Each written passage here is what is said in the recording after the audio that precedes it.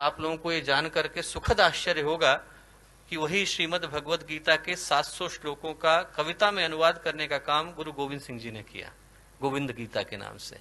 और जब आप गुरु गोविंद सिंह जी के जीवन को देखें तो ऐसा लगता है कि गीता में जो भगवान श्री कृष्ण ने योग की व्याख्या करी है वो उनके जीवन में साक्षात देखने को मिलती है।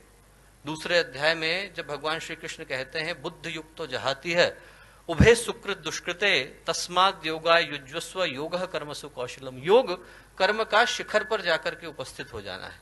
और वैसा ही जीवन गुरु गोविंद सिंह जी का था। उनके व्यक्तित्व का एक एक आयाम ऐसा लगता है जैसे हिमालय की चोटी पर जाकर के बैठ गया है। उनके विषय में बोलें तो ऐसा लगता है जैसे भगवान कृष्ण या गुरुदेव के विषय में बोल रहे हैं।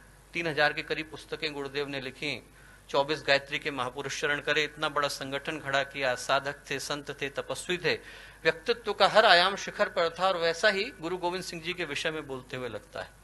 और दो अद्भुत सोचें गुरु गोविंद सिंह जी इस देश को, इस राष्ट्र को देकर के गए। पहली, राष्ट्र के प्रति अगाध निष्ठा, अटूट भक्ति।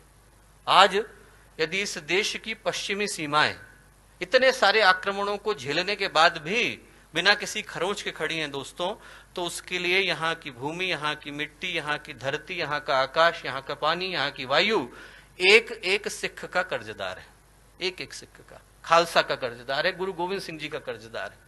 क्योंकि राष्ट्र के लिए अपने आप को बलिदान कर देना उनने अपने स्वयं के परिवार से सिखाया। 4 पुत्र थे, 2 हत हो गए, 2 को चिनवा दिया गया। एक जो पुत्र थे युद्ध में मारे गए, जो चौथे सबसे छोटे थे लौट करके घर आए।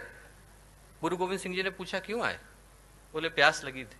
बोले वहां मैदान में शत्रुओं का लहू बह रहा है, उसी लहू से अपनी प्यास बुझाना। वापस भेज दिया, वो भी हत हो गए। 4 पुत्र मारे गए। मां का हृदय था, मां ने पूछा ये क्या कर रहे हैं?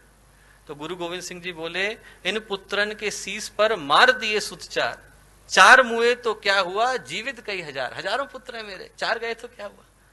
ये है राष्ट्र के प्रति निष्ठा दोस्तों। एक एक खून का कतरा बहा देना, एक एक सांस को सुपुर्द कर देना, ये राष्ट्र धर्म है। धर्म वो नहीं है कि हम मंदिर में जाएं, घंटे घड़ियाल बजाएं, भगवान के कान दुखाएं। धर्म वो है जब हम लोग राष्ट्र के प्रति अपने दायित्वों की रक्षा करते हुए अंतिम सांस को भी शहादत की तरह सुपुर्द कर देते हैं, वो राष्ट्र धर्म कहलाता है। और वो गुरु गोविंद सिंह जी ने हमें सिखाया।